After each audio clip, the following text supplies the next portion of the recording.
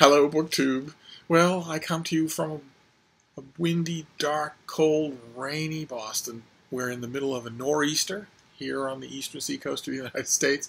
A gigantic, basically a cyclone, is dumping mountains of water everywhere. And it's a big enough storm so that it is going to encompass not one, not two, but three high tides. So the coastal areas everywhere along the eastern seacoast are inundated. I've been watching the news on Twitter and not believing my eyes at some of the damage that I have seen to areas where I have walked a million times. Fortunately, the area where I am in, the worst that we will probably suffer, right now as I'm filming this, it's morning, and all of the weather models, all the forecast models, are predicting that the serious winds will reach this area this afternoon. So we have not seen the worst of the storm yet. But even so, in this area, probably the worst that I have to look forward to is a loss of electricity. Not the whole house moving off its foundations, not 4 feet of water outside. The main hardship is that I'm dealing with a sulky schnauzer. Because by this point in the day, we would already have gone on 2 walks. We do a walk at dawn that's fairly pro forma. One of the most adorable things about this little dog is that she's slow to wake up. She has drowsy mornings, which I don't know if I've mentioned that many times recently on this channel, but I come from a lifetime of beagles who never have a drowsy anything until they're old. When they're old and white-faced, they become angels who don't want to move. They only want to sleep. But my beagle boys, when they were young, when they were her age, never relaxed at all. And when we went out at dawn, they were ready to go for 5 miles. And I often wasn't. And I still often am not. And one of the sweetest things about this dog is that morning walk is pro forma. It is meant to relieve herself. And maybe stretch the legs, but at the end of that walk, she's ready to go back to sleep. She's ready to just lounge around. Sleeping, half sleeping, crawling all over me while I read, that sort of thing. And then mid-morning, another walk, a much longer walk. And then an afternoon of doing other stuff, and then a late afternoon, hugely long walk, the day's walk, followed by decreasing amounts of time spent outside with each successive walk during the evening and night. And a storm like this just upends all of that completely. This is a dog who hates the rain. Really hates it. I mean, I've never had a dog who liked it, but most of them have understood. Even if I hate the rain, I still have to go out in it. I know why we're doing this, and I'll just make it quick as I can. This dog, her answer is a complete and utter no. Now, I often remind her of this because she seems to often forget it. She only weighs about 4 pounds. She's a tiny little thing. So she really doesn't have the ability to plant herself firmly in the ground and say, no, I absolutely refuse. A team of construction workers couldn't have moved my basset hound if she didn't want it to be moved. With this dog, no. But even so, even if I make her go outside with me, she won't go to the bathroom. She won't do anything. Just constantly looking over her shoulder back at the door. But I can't really complain because that's the worst that we're probably going to have to deal with here. Whereas, not just in the rest of the country, but in areas of Massachusetts where I have lived and that are only a few minutes away by public transportation, those areas are being devastated as we speak by these massive floodwaters. So I have a mail haul here, and I think it's only fitting that when I'm talking about massive floodwaters, that I've got 2 packages, 2 by 2. The mailman brought my packages to the door like the animals onto Noah's Ark. So I wanted to go through these and see what we have. Although, now that I think about it, I should preface this with by stressing that was a playful, metaphorical play on words, not an endorsement of anything. Of course, Noah's flood is a fairy tale. Of course, the biological stock organisms of every single species of animal on Earth was not crowded onto a wooden boat 4,000 years ago. Of course, there was never any such thing as a flood that inundated the entire surface of the Earth for almost a year. Of course, nothing like that ever happened. Of course, it didn't ever happen. In my reviewing life, I very often deal with books written by people who just take as a matter of course that Noah's flood is a historical event. and when I'm reviewing their books, I, like clockwork, every single time, because every review is that book's review. I don't expect anybody who's being reviewed to have read anything else I've ever written. And so every single time, like clockwork, when I'm pointing out all their other mistakes, I also have to point out Noah's flood is a fairy tale. It is, of course, a piece of mythology. It did not really happen. You don't keep marsupials who can live on only one kind of tree alive on a boat surrounded by predators for over a year. You don't have any life left on Earth, no possibility of life left on Earth, if you have salted the ground of all the land for a year. And then when you're done with that, what happens then? How in the course of that voyage do you maintain that the tigers didn't eat the gazelles? Or their caretakers? To say nothing of these writers that I review who think that dinosaurs were part of the cargo of Noah's Ark. And if you say, as they do, if you are desperately scrambling your apologetics enough, like they do, to say, well, God put it in the tiger's heart not to be a predator during the voyage, then why not just cancel the whole myth and say that God made them aquatic? And why those two tigers, a male and a female tiger, as opposed to the tens of thousands of other tigers that died? and a million different objections. The thing that's amazed me is harried, otherwise intelligent, busy editors who will read a review in which I write just offhandedly, in parentheses often, oh, and by the way, of course, Noah's flood is a myth, will write back to me and say, do you have any sources on that? So to stress, this 2x2 mail haul it's a playful metaphor. Just like Noah's Ark is a playful metaphor for the slim and slender margin by which the virtuous come to God. It is a metaphor. There is no such thing as a guilty infant. There is no such thing as a guilty infant. It's bad enough that Christians believe in a concept of original sin. I've never yet met a Christian who believes that a little baby is guilty of anything. And if they believe that Noah's flood really happened, they believe that millions of little babies died, drowned. All right. A metaphorical 2x2 mail haul. So let's see this first one. Sorry, I just reviewed one of those books, and that's why it's on my mind. So what have we got here? Oh, okay, great. I was just contacted about this by its publisher. So, because this is out already. This is by Ben Fritz. It's called The Big Picture: The Fight for the Future of Movies.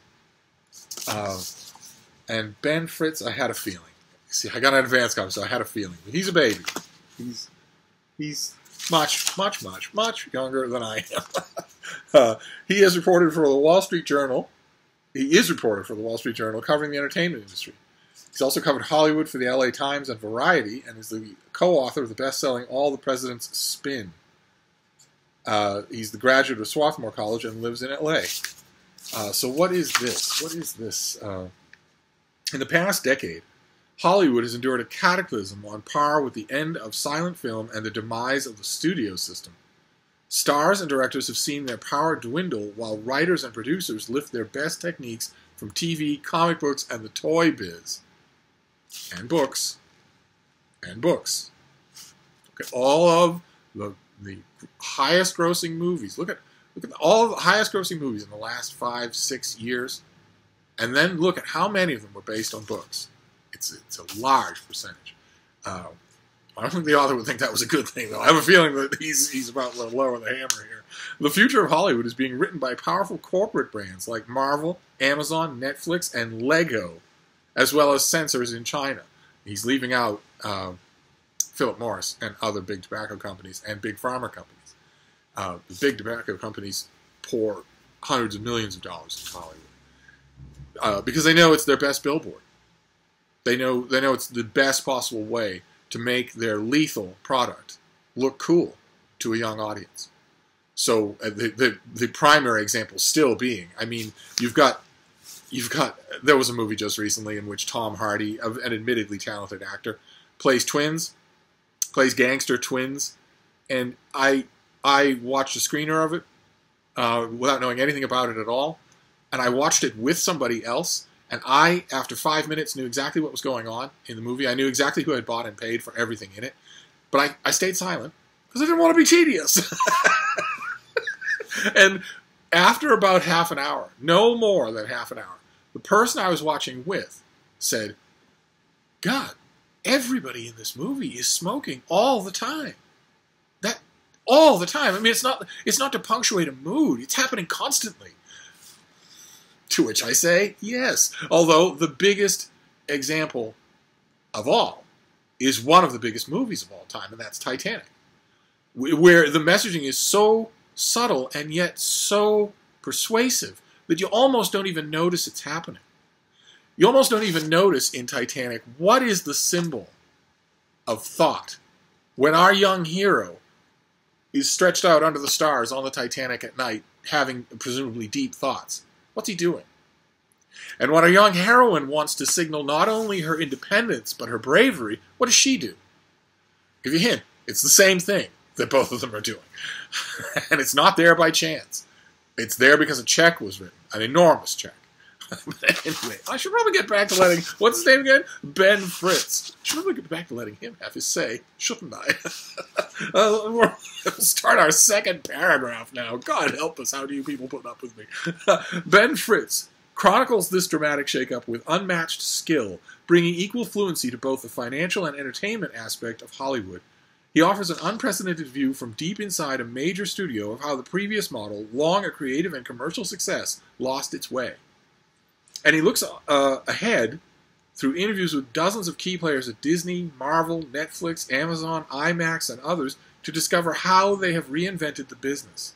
We learn, for instance, how Marvel grew from a bankrupt comic book company to a cinematic giant that replaced stars with universes.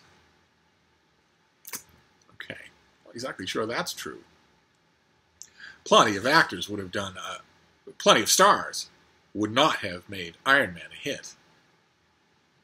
And I'm as amazed as anybody else at the unbelievable charisma that Chris Evans, a dot rat from my own neck of the woods, shows on camera as Captain America. A character who could, in other hands, easily come off as corny.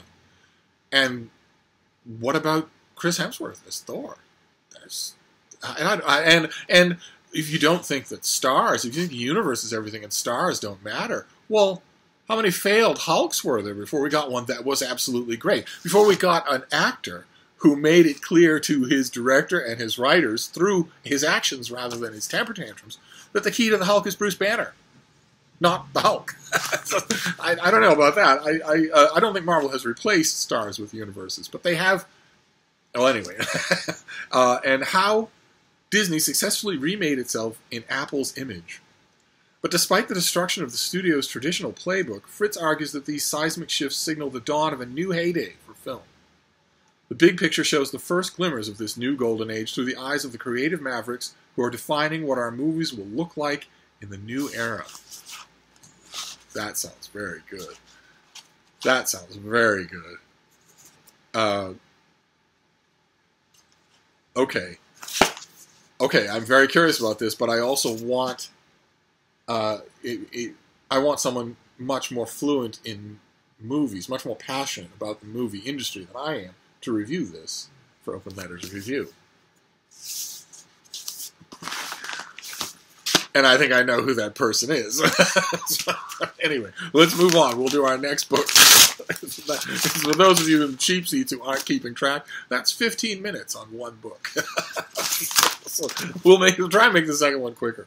Oh, great. Oh, fantastic. All right, so this comes out in June. Well too late for March Mystery Madness, but it is murder mystery. It's Murder at the Mansion by Sheila Connolly. Look at that, huh? This is ordinarily kind of strange. This is a lovely picture of an English country house. Oh, okay. Okay, I was looking at the picture, I was going to say, ordinarily, when you've got a garden scene like this, there's a skull somewhere. It's in the dirt. It's in a water pail. It's in the face of a flower. You have to look for it, but it's there to signal that all is not well in Eden. You don't, with murder mysteries like this, when you've got a pretty picture on the cover like this, you don't ordinarily have just Eden. And the eye is drawn, of course, to the left of the picture first. So you look at the blue jay on a rose bush on a lovely spring day with the manor in the background. But look, hovering over the manor. It's not a skull. It's much better than a skull. That's wonderful. You've got harbingers of doom hovering over the mansion. That's wonderful. That's much better than a skull. Much more subtle. So what have we got here? Okay, this is the first in a series. That's great. And she is a prolific best-selling New York Times author who brings a whole cozy package to the first book of her thrilling new Victorian Village series. Now see, when it comes to March Mystery Madness, cozies are not exactly my thing, but I know a lot of you where they are, and when I just read that line, the first book in a thrilling new Victorian Village series, those of you who love murder mystery, who love cozies, just sort of melted a little like butter on toast. I think that's adorable. So let's see here. Catherine Hamilton's goal in high school was to escape from her dead-end hometown of Ashford, Maryland. 15 years later, she gets a degree. She's got a degree in hospitality management and a great job supervising every aspect of the day-to-day operations of a high-end boutique hotel on a Baltimore waterfront. Then her high school best friend asks her to come talk with the town leaders in Ashford, but she won't say why. Kate can't cut her last link to her past, so she agrees to make the short trip across the state to Ashford. Once Kate arrives, the town council members reveal... I guess we could be showing you this, right? This whole time? Well, once Kate arrives, the town council members reveal that their town is on the verge of going bankrupt, and they've decided that Kate's skills and knowledge make her the perfect person to cure all their ills. The town has used its last available funds to buy the huge Victorian mansion just outside of town, hoping to use it to attract some of the tourists who travel to visit with the nearby Civil War battle sites. Kate has less than fond memories of the mansion for personal reasons, but to make matters worse, the only person who has presented a possible alternate plan is Cordelia Walker, Kate's high school nemesis, who had a hand in driving Kate away from Ashford so many years ago. You notice what's missing from this summary of a murder mystery so far. A murder. But a few days later, Kate receives a call from the police. Cordelia has been found dead. All right, there you go. Thank you, Cordelia. We'll mail your check to Valhalla. On the mansion property, no less. And Kate is all but certain that her name is high on the list of suspects. This is a perfect example. Thomas Wolfe's book, You Can't Go Home Again. The riposte from Irish Catholic Americans for 100 years has been, you shouldn't go home again. That's a perfect illustration. She finds herself juggling the murder investigation and her growing fascination with the magnificent old house that turns out to be full of long-hidden mysteries itself. She knows she must clear her own name and save her town before she ends up behind bars. Okay. All right. Very good. Very, very good. All right, so this comes out in late June, when blustery, dark-skied nor'easters will, I hope, be a thing of the past, although I'm looking at newsfeed. I'm looking at live photos of Revere and Dorchester and Ipswich and Scituate. I'm looking at towns that are underwater, towns that today, right now, as I'm making this video, are suffering damage they will be recovering from for years. And what's the only thing I can think? The only thing I can think is this is one nor'easter in the middle of winter. What happens when we hit hurricane season? What happens if people always say, it's statistically extremely unlikely that a hurricane would come up the eastern seacoast, then swerve left and hit the eastern seacoast. But 3 of them have in the last 4 years. And none of those storms were anywhere near as big as they could have been. What happens if this hurricane season, Boston, or New York, God help us all, is struck dead on by a Category 5 hurricane? I don't think we live in a world anymore where we can say, well, you can pretty much rule that out. It doesn't happen. I don't think we live in that world anymore. I think it easily could happen. And then what happens? I mean, think about the damage that was done to lower Manhattan with Hurricane Sandy. Think if that were 3 times as bad, or maybe lasted 3 times as long. I don't know. I shouldn't store up trouble for tomorrow because the news from today is bad enough. But we at least have 2 books. So I've got a murder mystery that I'm going to review myself, and Big Picture, which I am going to send to its proper recipient. And then I'm going to whine like crazy till I get a review. That's what editors do. But anyway, I'll wrap it up for now, and I'll see you soon. Thank you, BookTube.